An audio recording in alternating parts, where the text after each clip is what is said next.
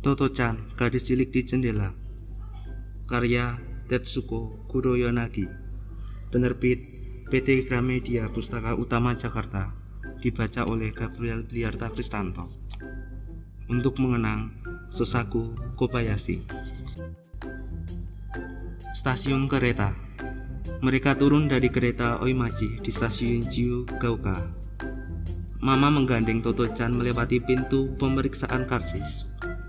Toto-chan yang jarang sekali naik kereta enggan mengeluarkan karcisnya yang berharga. Ia memegangi karcisnya erat-erat. "Bolehkah aku menyimpannya?" Toto-chan bertanya kepada petugas pengumpul karcis. "Tidak boleh," jawab petugas itu sambil mengambil karcis dari tangannya. Toto-chan menunjuk kotak yang penuh dengan karcis. "Itu semua punyamu?" "Bukan, itu milik stasiun kereta," jawab petugas itu sambil mengambil karcis dari orang-orang yang keluar stasiun. "Oh," Toto-chan memandang kotak itu dengan penuh minat, lalu melanjutkan, "Kalau sudah besar, aku mau jadi penjual karcis kereta." Petugas pengumpul karcis itu memandangnya untuk pertama kali. "Anak laki-lakiku juga ingin bekerja di stasiun kereta. Mungkin nanti kalian bisa bekerja sama-sama." Toto-chan bergeser, menjauh selangkah agar bisa memandang si petugas pengumpul karcis.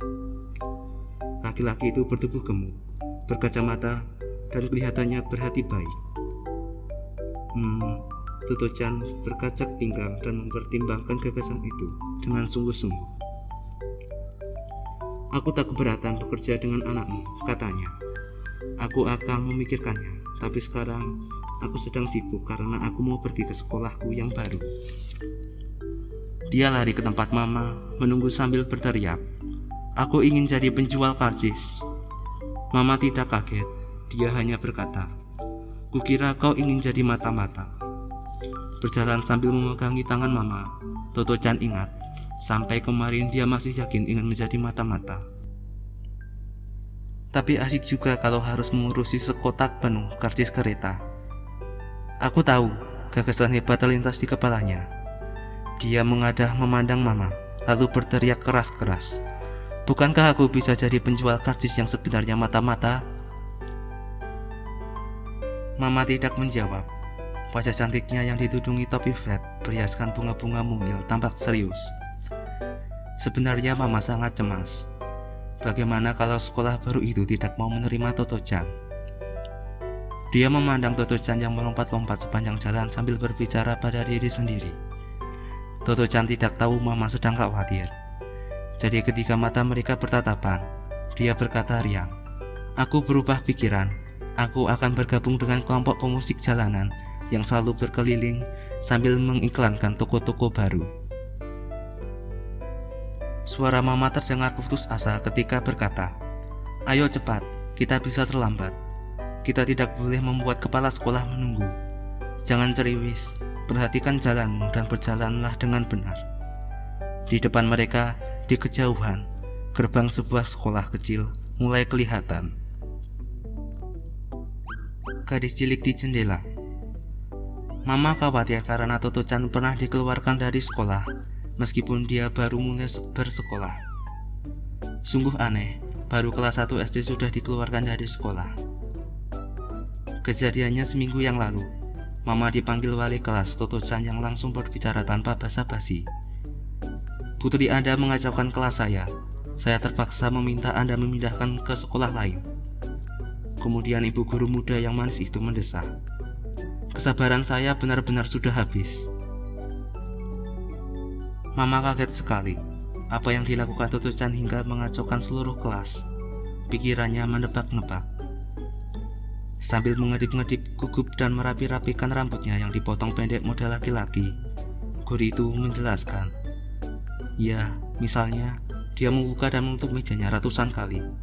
Saya sudah menjelaskan bahwa murid-murid tak boleh membuka atau menutup meja kecuali untuk mengambil atau memasukkan sesuatu.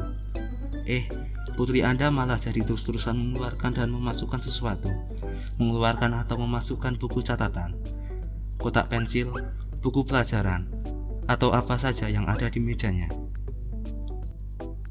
Misalnya, waktu pelajaran menulis abjad, putri Anda membuka meja, mengeluarkan buku catatan, lalu menutup meja dengan membantingnya. Kemudian dia membuka meja lagi, memasukkan kepalanya, mengeluarkan pensil, cepat-cepat membanting tutupnya, lalu menulis A. Kalau tulisannya jelek atau salah, dia akan membuka meja lagi, mengeluarkan penghapus, menutup meja, menghapus huruf itu, kemudian membuka dan menutup meja lagi untuk menyimpan penghapus. Semua itu dilakukan dengan cepat sekali. Ketika sudah selesai mengulang menulis A, dia memasukkan kembali semua peralatan ke bawah meja, satu persatu. Dia memasukkan pensil, menutup meja, lalu membukanya lagi untuk memasukkan buku catatan. Kemudian, ketika dia sampai ke huruf berikutnya, dia mengulang semuanya, mula-mula buku catatan, lalu pensil, lalu penghapus. Setiap kali melakukan itu, dia membuka dan menutup mejanya. Itu membuat saya pusing. Tapi saya tak bisa memarahinya karena dia selalu membuka dan menutup mejanya dengan alasan yang benar. Bulu mata panjang guru itu bergetar semakin cepat ketika dia membayangkan kejadian yang diceritakannya. Tiba-tiba, Mama mengerti mengapa Toto-chan sering sekali membuka dan menutup mejanya. Dia ingat bagaimana bersemangatnya Toto-chan waktu pulang sekolah di hari pertama. Katanya, "Sekolah asik sekali. Mejaku di rumah ada lacinya yang bisa ditarik, tapi meja di sekolah ada tutupnya yang bisa dibuka ke atas. Meja itu seperti peti, dan kita bisa menyimpan apa saja di dalamnya. Keren sekali." Mama membayangkan Toto-chan yang dengan riang membuka dan menutup meja barunya. Mama tidak menganggap itu perbuatan nakal. Lagi pula, Toto-chan pasti akan berhenti melakukannya jika sudah bosan. Tapi Mama hanya berkata begini pada ibu guru, "Akan ku nasihati dia tentang hal itu." Nada suara guru itu meninggi ketika dia melanjutkan, "Saya tidak akan hilang kesabaran kalau hanya itu masalahnya." Mama jadi salah tingkah ketika guru itu mencondongkan tubuh ke depan. Kalau dia tidak mau membuat kegaduhan dengan mejanya, dia berdiri selama jam pelajaran. "Berdiri? Di mana?" tanya Mama kaget. "Di depan jendela," jawab guru itu ketus. "Kenapa dia berdiri di depan jendela?" tanya Mama heran. "Agar dia bisa memanggil pemusik jalanan," guru itu nyaris menjerit. Inti cerita guru itu adalah, setelah 1 jam membuka tutup mejanya, Toto-chan meninggalkan tempat duduknya, lalu berdiri di depan jendela, memandang keluar. Kemudian ketika guru itu mulai berpikir selama Toto-chan tidak membuat keributan, biar saja dia berdiri di sana. Gadis cilik itu tiba-tiba memanggil pemusik jalanan yang berpakaian kumuh. Sesuatu yang membuat Toto-chan senang tapi bagi gurunya menjengkelkan, yaitu kenyataan bahwa kelas mereka terletak di lantai dasar dengan jendela menghadap jalan. Antara dinding sekolah dan jalan hanya dibatasi pagar tanaman rendah. Jadi, siapapun yang ada di dalam kelas bisa dengan mudah bercakap-cakap dengan orang yang lewat di jalan. Ketika Toto-chan memanggil mereka, para pemusik jalan itu langsung mendekati jendela kelas. Lalu kata guru itu, Toto-chan mengumumkan kepada seisi kelas. Mereka datang, dan anak-anak berlarian ke jendela sambil memanggil-manggilnya, para pemusik itu. "Mainkan lagu," kata Toto-chan. Rombongan kecil itu yang biasanya melewati sekolah tanpa suara, memainkan musik keras-keras di depan murid-murid. Maka terdengarlah lengking nyaring klarinet, bunyi gong, genderang, dan shamisen, alat musik peti khas Jepang.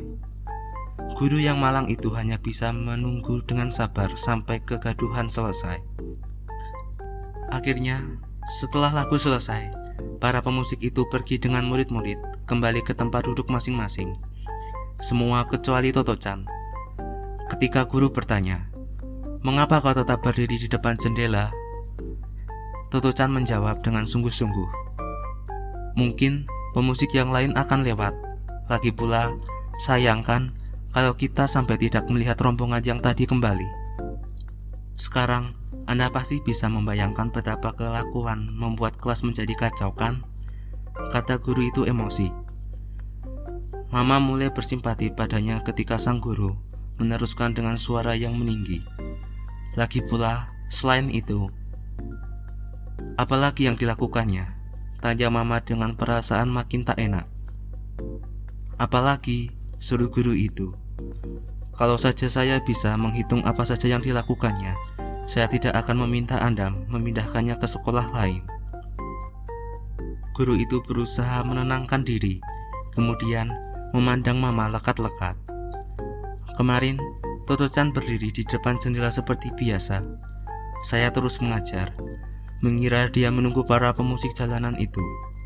Tiba-tiba, dia berteriak kepada seseorang, "Hei, kau sedang apa?" Dari tempat saya berdiri, saya tidak bisa melihat siapa yang diajaknya bicara. Jadi, saya hanya bisa menebak-nebak apa yang sedang terjadi. Kemudian, dia berteriak lagi, "Kau sedang apa?" Dia tidak bicara pada seseorang di jalan, tapi pada seseorang yang berada entah di mana. Saya jadi penasaran dan mencoba mendengar jawaban, tapi tak ada yang menjawab. Meskipun demikian, putri Anda terus-menerus berseru, "Kau sedang apa?" Begitu seringnya hingga saya tak bisa mengajar. Akhirnya, saya pergi ke jendela untuk melihat siapa yang diajaknya bicara. Ketika menjulurkan kepala keluar jendela dan mendongak, saya melihat sepasang burung walet sedang membuat sarang di bawah atap teritisan. Toto-chan berbicara pada sepasang burung walet. "Anda tahu, saya memahami anak-anak dan saya tidak mengatakan bahwa berbicara kepada burung walet itu tidak masuk akal.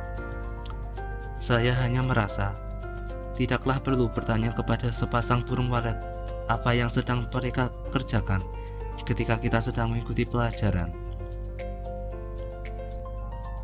Sebelum Mama sempat membuka mulut untuk meminta maaf, guru itu sudah melanjutkan. "Ada lagi masalah di pelajaran menggambar. Saya meminta anak-anak menggambar bendera Jepang. Semua anak menggambar dengan benar, tapi putri Anda menggambar bendera angkatan laut. Anda tahu kan? Yang bergambar matahari dengan garis-garis sinar. Biarkan saja, pikir saya. Tapi tiba-tiba dia mulai menggambar rumbai-rumbai di sekeliling bendera. Rumbai-rumbai, bayangkan, seperti rumbai-rumbai pada panci. Mungkin dia pernah melihatnya entah di mana." Sebelum saya sadar apa yang dilakukannya, dia telah menggambarkan rumbai kuning sampai ke pinggir kertas dan terus menggoreskannya di atas meja. Anda tahu, benderanya digambar hampir sehalaman penuh, jadi tak ada cukup tempat untuk rumbai-rumbainya.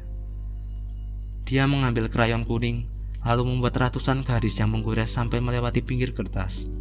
Jadi, waktu dia mengangkat kertasnya, mejanya penuh dengan coretan kuning yang tak bisa dihapus, betapapun kerasnya kami berusaha. Untunglah, garis-garis itu hanya memenuhi 3 sisi. Karena bingung, Mama cepat-cepat bertanya, "Apa maksud Anda? Hanya 3 sisi?" Meskipun tapak mulai capek, guru itu masih berusaha menjelaskan. Dia menggambar tiang bendera di bagian kiri bendera, jadi rumbai-rumbainya hanya ada di 3 sisi bendera itu. Mama merasa agak lega. "Oh, begitu, hanya di 3 sisi." Pada saat itu, ibu guru berkata pelan, sambil memberi tekanan pada setiap kata yang diucapkannya. "Tapi, sebagian besar gambar tiang bendera itu juga berada di luar kertas, dan sekarang masih ada di meja." Setelah berkata demikian, guru itu bangkit berdiri lalu mengucapkan kata-kata penutup dengan dingin. Saya bukan satu-satunya guru yang kesal. Guru di kelas sebelah juga mendapat kesulitan. Jelas Mama harus melakukan sesuatu untuk mengatasi masalah itu. Ini tidak adil bagi murid-murid yang lain. Mama harus mencari sekolah lain, sekolah yang bisa memahami dan mengajari putri ciliknya untuk menyesuaikan diri dengan orang lain. Sekolah yang sedang mereka tuju ditemukan Mama setelah mencari kemana-mana. Mama tidak bilang kepada Toto-chan bahwa dia dikeluarkan dari sekolah. Dia tahu Toto-chan tak akan mengerti mengapa dia dianggap telah berbuat salah, dan Mama tidak ingin putrinya menderita tekanan batin. Jadi, diputuskannya untuk tidak memberitahu Toto-chan sampai dia dewasa kelak. Mama hanya berkata, "Bagaimana kalau kau pindah ke sekolah baru?" Mama dengar ada sekolah yang sangat bagus. "Baiklah," kata Toto-chan setelah berpikir cukup lama. "Tapi, apalagi ini?" pikir Mama. Apakah dia tahu bahwa dia dikeluarkan dari sekolah? Tapi, sesaat kemudian, Toto-chan hanya bertanya begini dengan riang. "Menurut Mama, para pemusik jalanan akan melewati sekolah baruku tidak?"